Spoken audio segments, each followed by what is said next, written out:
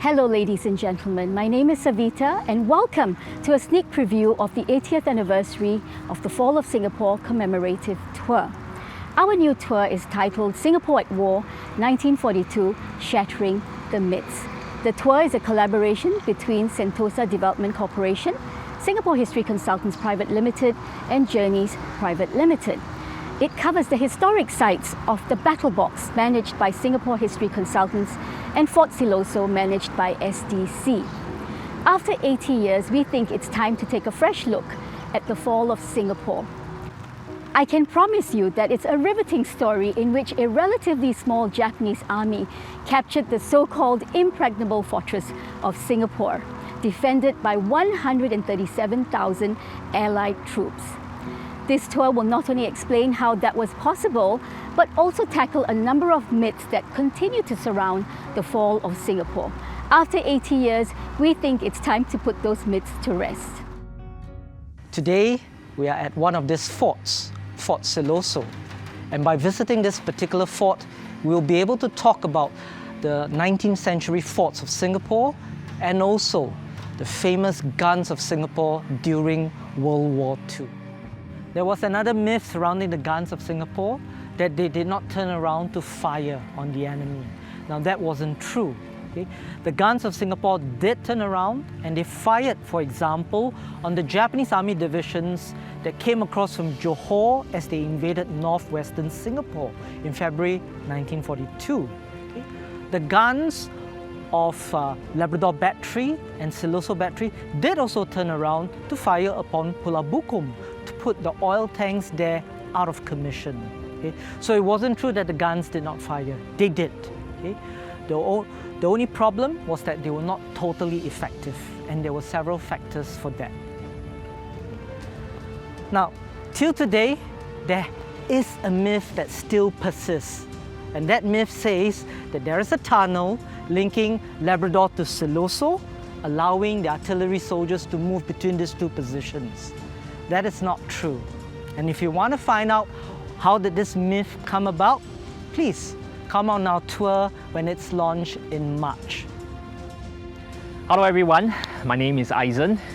We are on Fort Canning Hill, a very historical hill for Singapore. This was the seat of the 14th century kings of ancient Singapura. In the last days of the Battle for Singapore, Malaya Command retreated into the Battle Box, which was a protected underground command center. Today, the Battle Box is the #1 museum in Singapore on TripAdvisor. It shares the strategies and tactics of why Singapore fell in just 70 days. A pre-war myth was that Singapore was an impregnable fortress. Many did not understand that a great naval base meant nothing without a great fleet. The unfortunate truth was, when war came to Singapore in December 1941, Britain was stretched very, very thinly. It was fighting major wars in Europe and North Africa, and it could not afford to send a fleet to Singapore. A naval base without a fleet is useless. In fact, the largest fleet which used the base in Singapore during World War II was the Imperial Japanese Navy, which made forays into the Indian Ocean from Singapore. Now, early literature in the war made Percival the scapegoat for the fall of Singapore. However, while Percival could have been responsible for the speed of the defeat of Malaya Command, it would be unfair to blame just him for the fall of Singapore. He was handicapped by a lack of planes and ships, and a lack of weapons and trained men.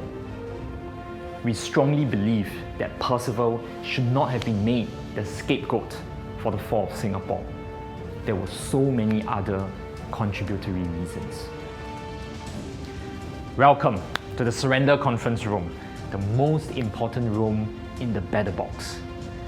This was where Percival held his fateful conference on the morning of 15 February 1942 to discuss whether to fight on or whether to surrender. Eventually, the decision to surrender was made in this very room. After the war, some opined that if Percival had held on for just a few more days, the Japanese might have run out of supplies and might have been forced to pull back their forces. Such a view might have originated from Japanese commander Tomoyuki Yamashita's claim that his attack on Singapore was a bluff and that he feared the enemy would realize he was running low on supplies. In reality, the fall of Singapore was only a matter of time. Ladies and gentlemen, we look forward to welcoming you on our tours about the myths of the fall of Singapore. Please check in on the Journeys website for the tours that will be launched at the end of March. This is Eisen, signing off.